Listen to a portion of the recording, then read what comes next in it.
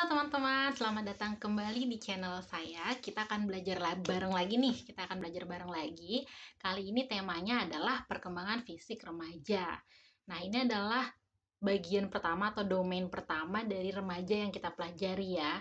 Jadi kedepannya kita akan belajar fisik, terus kognitif, dan sosialnya. Nah, sekarang kita lihat dulu nih, pada remaja itu perkembangan fisiknya ada perubahan apa aja? Nah, itu yang akan kita pelajari pada pertemuan kali ini. Sebelum masuk kita ke tentang perkembangan fisiknya, kita perlu mengingat-ingat kembali nih, remaja itu periode yang gimana sih, yang ada di mana sih? Nah, kalau kita ingat pertemuan sebelum kemarin ini maksudnya, kita ingat bahwa kita manusia tuh punya 8 periode perkembangan atau ada yang bilang 9. Nah, remaja itu ada di bagian tengah-tengah ya. Namanya juga di tengah-tengah, jadi sering dikatakan remaja itu sebagai periode transisi antara anak-anak dan dewasa. Jadi dia menjembatani perubahan dari masa kanak-kanak ke masa dewasa awal. Itulah masa remaja. Kita lihat nih di sini ada kurva pertumbuhan dari masa bayi hingga dewasa. Kita lihat yang bagian kiri. Bagian kiri itu adalah tentang persentase pertumbuhan, dan bagian kanan bawah atau X-nya itu adalah usianya, dari usia 0, 2, 4, 6, dan sampai 20 tahun. Nah, kita lihat dari kurva ini, remaja kan sekitar usia 12 tahun ya. Kita lihat angka 12 di bagian bawah, mana sih perkembangan atau perubahan apa sih yang paling terjadi di angka 12 sampai 20 tahun? Kita lihat yang paling atas, apakah organ limfoid itu grafiknya naik pada umur 12 sampai 20 tahun? Enggak ya, malah justru menurun.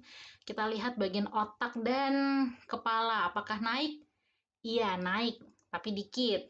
Karena bagian otak, perubahan otak tuh justru berkembang pesatnya di masa balita, masa bayi. Nah, ternyata yang perubahan paling pesat yang terjadi di masa remaja itu adalah perubahan pada organ reproduksi. Jadi kita tahu nih dari kurva ini terlihat bahwa pertumbuhan organ reproduksi adalah yang paling meningkat signifikan di usia remaja. Jadi total yang kita akan bahas itu perubahan fisik pada remaja yang akan kita pelajari itu ada perubahan otaknya, karena tadi kita lihat tuh ada ternyata perubahan otaknya yang terjadi pada bagian remaja, pada usia remaja, otak. Terus yang kedua kita akan bahas tentang organ reproduksi itu atau kita sering sebut dengan masa pubertas. Dan yang ketiga yang akan kita bahas di video kita kali ini adalah hal-hal yang menyertai akibat perubahan fisik itu, otak dan pubertas itu. Kita lihat nih, foto yang sekarang itu ada foto manusia, remaja. Ternyata kalau perubahan otak pada remaja itu yang bisa kita amati ada 3 bagian yang mengalami perubahan pada saat usia remaja. Yang pertama bagian korpus callosum, yang kedua bagian amigdala, yang ketiga bagian prefrontal cortex. 3 bagian inilah yang paling meningkat signifikan di usia remaja.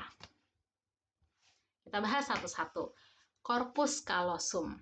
Corpus callosum tadi di bagian sini ya. Bagian samping sini. Kita lihat ini. Betul, bagian samping sini. Dia tuh corpus callosum tuh merupakan serat optik yang menghubungkan hemisfer kiri dan hemisfer kanan. Jadi ada serat optik yang menghubungkan antara otak kiri dan otak kanan, hemisfer kiri dan hemisfer kanan. Nah, implikasinya semakin tebalnya serat optik tersebut pada saat remaja itu membuat remaja mampu mengalami peningkatan dalam memproses informasi. Entah itu memproses informasi lebih cepat atau informasi yang lebih abstrak, lebih luas, lebih kompleks. Intinya dia mengalami peningkatan dalam memproses informasi. Jadi beda ya masa kanak-kanak. Masa kanak-kanak sering dibahas kalau kita ngasih pelajaran ke anak-anak tuh pelajaran ekonomi. Mungkin kita baru bisa ngajar tentang prinsip ekonomi jual dan beli. Nah, tapi kalau udah masuk remaja, kita sudah bisa lebih kompleks tuh ngajarin prinsip jual, beli, dan harga dipengaruhi harga pasar. Wah, nanti kuliah belajar ekonomi lebih lagi tuh, prinsip ekonomi udah jual, beli, harga pasar, harga dunia, dan permainan-permainan lainnya. Nah, itu adalah contoh dari pemikiran itu makin kompleks, bisa memproses informasi lebih besar, lebih luas, lebih kompleks. Yang kedua adalah bagian amigdala. Amigdala ini adalah tempat memproses emosi. Jadi, pada saat remaja, amigdala ini lebih matang lebih dahulu dibanding prefrontal cortex. Jadi, amigdala di sini, di bagian tengah agak ke belakang, dan prefrontal cortex tadi di depan, di otak depan. Nah, amigdala itu kan memproses emosi tuh. Dia lebih matang lebih dulu dibanding prefrontal cortex. Artinya, itu yang membuat remaja lebih sering mengalami hal-hal atau memproses informasi dengan lebih emosional. Karena amigdalanya juga matang lebih dahulu. Sedangkan prefrontal cortex itu bagian sini, daerah penilaian bahasa lainnya tuh, daerah penilaian, pemaknaan, tempat berpikir, dan tempat berpikir yang level paling tinggi. Jadi di prefrontal cortex itu tuh seseorang mampu melakukan penalaran, pengambilan keputusan, mengendalikan diri. Jadi yang membuat orang bijaksana, keputusan-keputusan penting, jangka panjang itu ada di sini, prefrontal cortex. Nah, itu adalah bagian yang paling matang belakangan. Paling matang belakangan itu dikatakan usia remaja akhir. Gitu. Jadi kita kebayang nih, anak remaja awal sekitaran umur 13 tahun, umur 14 tahun, itu tuh makanya sering banget emosional karena amigdalanya sudah matang, tapi prefrontal cortex-nya belum matang. Itulah konsekuensinya nih, konsekuensi dari perubahan otak remaja, jadinya tadi remaja itu menjadi sering mengalami dan memproses emosi yang sangat kuat. Namun dikarenakan prefrontal cortex-nya belum cukup berkembang, maka remaja terkesan kurang memiliki rem. Nggak direm tuh. Atau pengendalian diri terhadap keputusan-keputusan yang diambilnya kurang baik. Begitu. Makanya nih, kenapa kalau kita sebagai orang dewasa melihat anak remaja, kita sering komentar, gimana sih cara dia mikir, gimana sih, kok nggak berpikir matang sih, kenapa sih ngambil keputusan yang kayak gitu, gitu. Nah, kita sebagai orang dewasa yang prefrontal cortex-nya sudah matang, mungkin kita bisa berpikir mengambil keputusan yang menurut kita lebih bijaksana. Dan tapi kita nggak bisa menuntut anak remaja seperti itu, karena memang dari segi otak pun, mereka memang belum sematang kita dari segi prefrontal cortex-nya. Itu adalah perubahan otak yang terjadi pada remaja. Kita masuk ke bagian pubertas. Jadi, pubertas itu adalah sebuah periode di mana kematangan fisik berlangsung cepat yang melibatkan perubahan hormonal dan perubahan pada tubuh. Segi besarnya tubuh, lemaknya tubuh, gitu. Perubahan yang paling terlihat jelas di masa ini adalah terdapatnya tanda-tanda kematangan seksual, serta pertambahan tinggi dan berat badan. Jadi gitu ya, kalau masa remaja, masa pubertas, itu dia biasanya mengalami pertumbuhan tiba-tiba tinggi, tiba-tiba melebar. Nah, bukan tiba-tiba sebenarnya, tapi itulah yang terjadi di masa pubertas.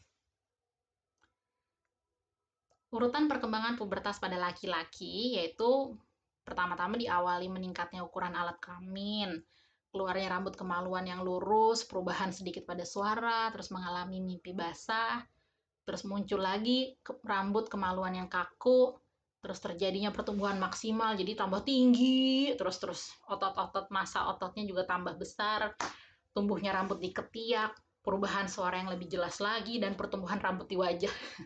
Jadi kalau bercandaannya nih di masa pubertas laki-laki itu biasanya anak laki-laki sering kaget tumbuh rambut di mana-mana, bener-bener rambut lagi. Ini belum ngomongin rambut di betis gitu ya. Jadi itu memang salah satu ciri pubertas adalah pada laki-laki tumbuh rambut di mana-mana, muka, ketiak, dan di mana-mana gitu.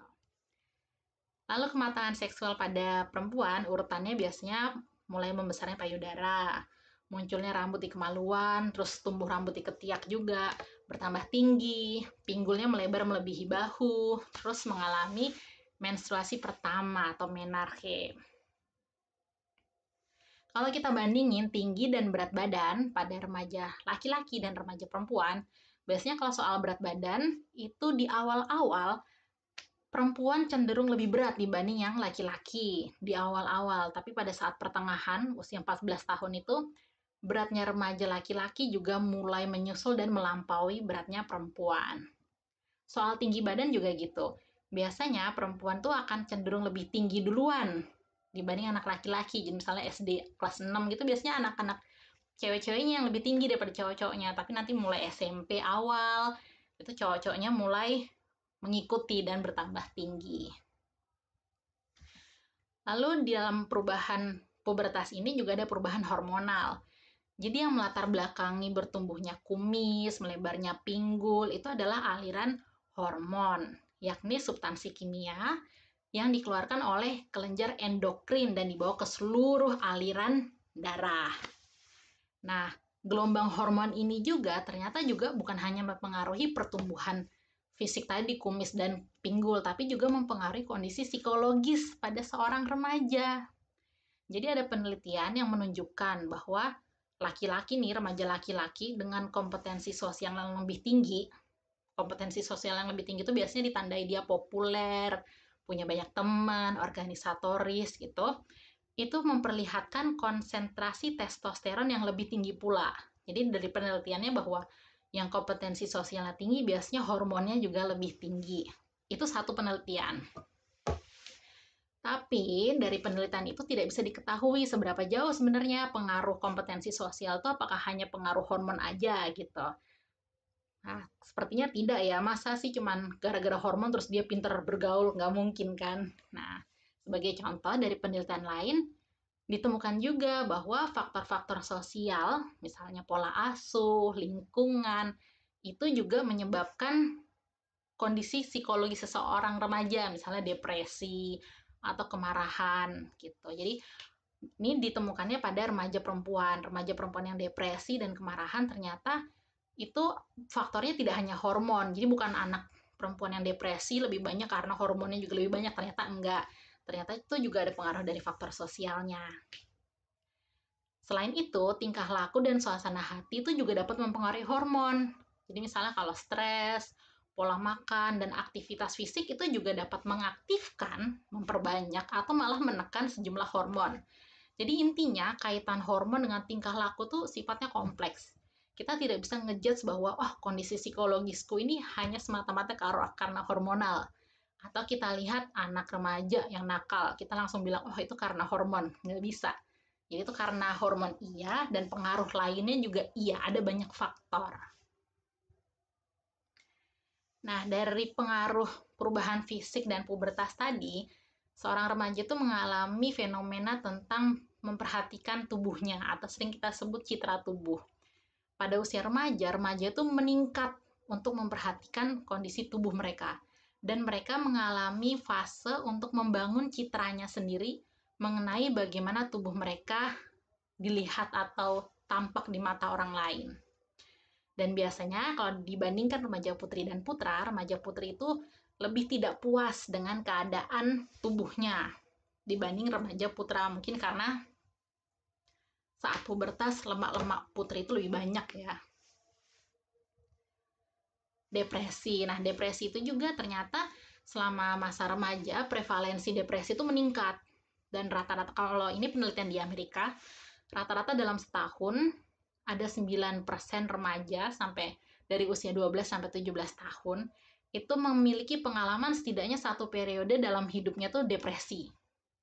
Kayak gitu, dan 40% diantaranya tuh sampai dirawat serius gitu. Begitu. Nah, perlu kita ketahui depresi di sini pada anak muda tidak selalu tampak sebagai bentuk kesedihan. Jadi bukan depresi itu bukan yang selalu murung, diam diri aja, enggak, tapi juga bentuk yang mudah marah, kejenuhan, ketidakmampuan untuk menikmati rasa senang, itu juga termasuk depresi dalam penelitian ini. Dari penelitian juga diketahui bahwa remaja putri yang matang lebih awal atau biasanya mengalami pubertas lebih dini, misalnya sekarang tuh fenomenanya pubertas SD kelas 3 gitu ya, ternyata diteliti mereka lebih rawan untuk mengalami depresi dibanding remaja putri yang dibanding remaja putra, begitu. Nah, perbedaan gender ini, remaja putri dan putra, itu juga mungkin terkait dengan perbedaan biologis yang berhubungan dengan pubertas. Dari penelitian juga menunjukkan hubungan antara pubertas dini dengan gejala depresi itu ternyata ada. Jadi, ya tadi, orang yang pubertas lebih dini, kalau perempuan, itu biasanya lebih depresi. Nah, ini bahas sekarang masuk ke kematian. Tadi depresi, sekarang kematian. Kalau kita lihat, kematian pada remaja paling besar itu adalah akibat karena kecelakaan lalu lintas. Mungkin ini bisa kita amati atau kita analisis, mungkin karena mereka amigdalanya lagi berkembang gitu ya, mereka suka mengalami emosi-emosi, terus mungkin jadi tidak bijak dalam berkendara. Mungkin, itu hanya analisis saya. Tapi yang jelas itu fakta bahwa kecelakaan lalu lintas itu menyebabkan kematian paling besar pada usia remaja. Diikuti dengan kecelakaan yang tidak sengaja. Kecelakaan tidak sengaja itu yang di buku yang saya baca, itu misalnya main sama temennya, tonjok-tonjokan, meninggal, atau pakai senjata api. Kalau di Amerika kan senjata api bebas ya. Nah, itu kecelakaan-kecelakaan tidak sengaja. Dan yang ketiga adalah bunuh diri. Begitu. Oke teman-teman, sudah selesai video kita kali ini. Jadi singkatnya bahwa remaja itu mengalami perubahan pada fisik, bagian otak, dan pada bagian pertumbuhan organ seksualnya. Atau tadi kita bahasnya dengan kata pubertas. Nah, dari otak tersebut dan pubertas tersebut kita bisa makin memahami kenapa remaja bersikap seperti itu. Mungkin ya tadi kenapa kita suka susah paham gitu memahami cara berpikir remaja itu karena otaknya memang belum berkembang sempurna, masih dalam proses menjadi sempurna. Terus kita juga bisa paham bahwa mereka mengalami depresi, kenapa? Itu juga karena pengaruh hormon dan lingkungan. Begitu, semoga video kita yang kita tonton kali ini bermanfaat buat kita semua ya. Semoga berkah ilmunya, semoga bisa membawa teman-teman menjadi lebih paham. Begitu, sampai jumpa di video-video berikutnya. Bye-bye!